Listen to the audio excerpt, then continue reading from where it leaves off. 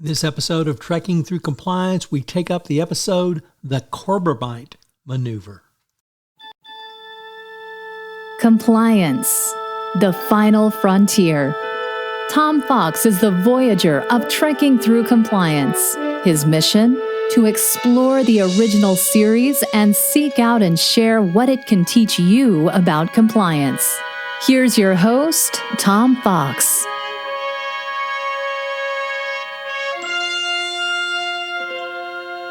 Episode 11, The Corbomite Maneuver. In this episode of Trekking Through Compliance, we consider the episode The Corbomite Maneuver, which aired on November 10, 1966, stardate 1512.2. On the third day of star mapping, the Enterprise discovers a giant multicolored spinning cube.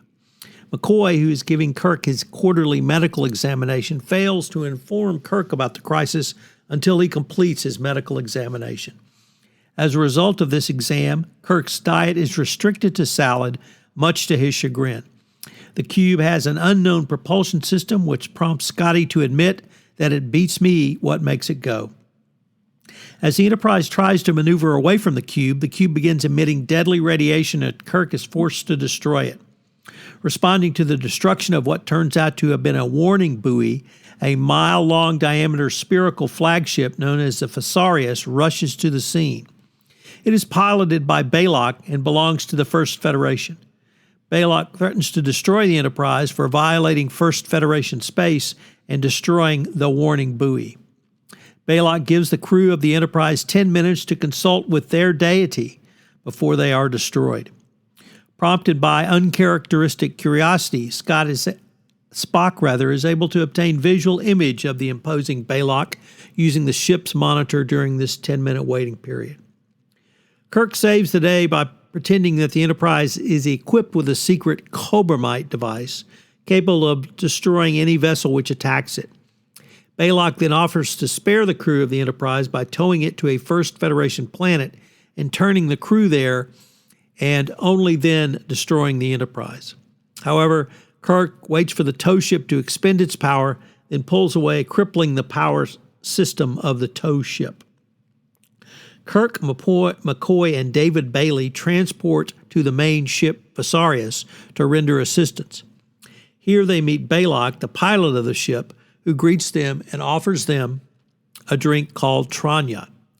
Kirk and company find the image of Balok they had glimpsed was a phony puppet and that Balok is actually an unintimidating midget. It turns out that Balok did not trust the information he gleaned from the scan of the Enterprise's databanks and was simply testing the Earthmen to see what their true intentions were. Bailey, who had panicked during the crisis on the bridge of the Enterprise, remains on the Fesarius to exchange cultures with Balok. Fun fact, at the time of the filming, 6-year-old guest star Clint Howard appeared. He's also the younger brother of former child actor and now Oscar-winning director Ron Howard. There's an interesting interpretation to this episode, which is more relevant after the Russian invasion of the Ukraine, which suggests that this episode's an allegory about the Cold War, the doctrine of mutually assured destruction, the Cuban Missile Crisis, and other similar events. Kirk can, in many ways, be seen as a representation of John F. Kennedy. When confronted with an unknown enemy who threatens them, they respond initially with a violent response or a very provocative speech. Khrushchev obviously could take the place of the puppet character who sat in the captain's chair. It's really an interesting way to think about this. Also interesting is this episode was the first episode of the regular series to be produced after the two pilots. And they were filmed in 64 and 65. Obviously, this one was 66. We were reviewing this in release date, not shooting date. So that's the reason this one comes first. The episode was held back until November 1966 due to the amount of special effects scenes which were not completed, and it made it the 10th episode to be broadcast. NBC preferred planet-based stories, which were ready to air before this one because the miniature footage was not completed or ready when the series premiered, rather. So production issues speak to us again. Next up, what are the 3 compliance takeaways from the Corbomite Maneuver? So what are the compliance takeaways from this episode?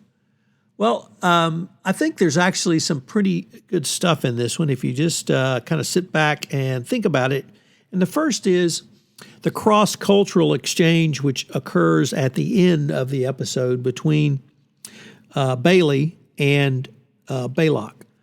As a chief compliance officer, I'm always reminded by Louis Sapperman's planes, trains, and automobiles argument, or at least moniker, that you've got to get out of the office. You have to get out of the ivory tower. You have to be not only seen by your customers, who of course are your corporate employees, but also you need to understand the culture of your organization, literally in every country that you have an organization. For a compliance violation can arise literally anywhere. So what are you going to do? And having that type of cross-cultural exchange, when you get out of the office, it's simply more than you communicating or you training. It's also information coming back to you. And this is a significant point or part of a compliance professional's job, is to understand not only the business, i.e. learn how to read a spreadsheet, but also understanding the culture. The culture in the Far East is going to be different than the culture in West Africa, then it's going to be different than the culture in Central Asia, then it's going to be different than the culture in the Nordic countries.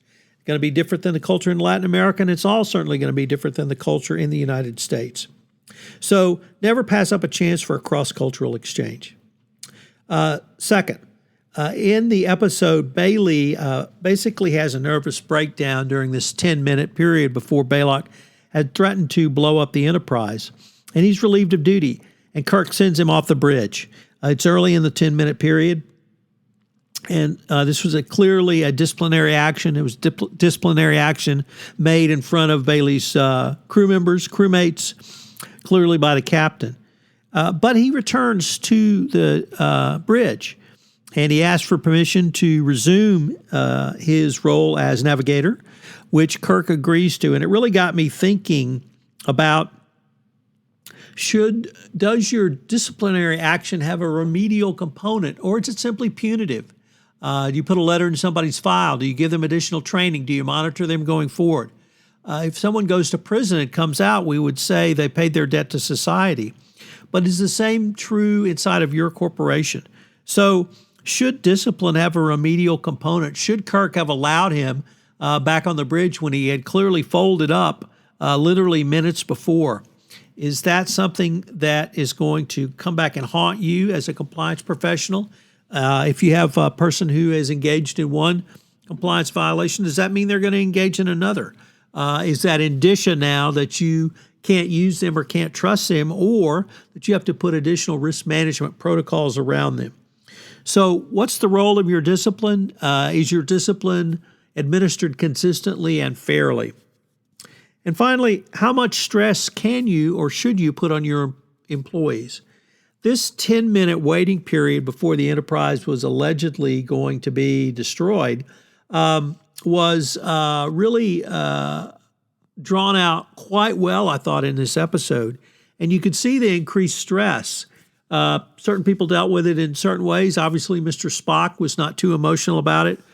Commander Sulu was actually giving a countdown every 30 seconds, much to the annoyance of Bailey and, in fact, many others on the bridge. Nevertheless, how much stress do you put on your employees? How much resources do you provide to them to help them to deal with this stress? And if someone is given too much stress, what does that mean going forward? I hope you'll join us tomorrow for our next episode, where we look at one of my favorite episodes, the Menagerie, in part 1 of the Menagerie.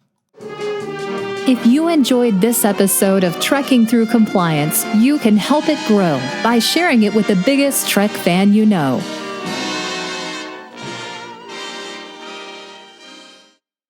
This podcast is a part of the C-Suite Radio Network. For more top business podcasts, visit c-suiteradio.com.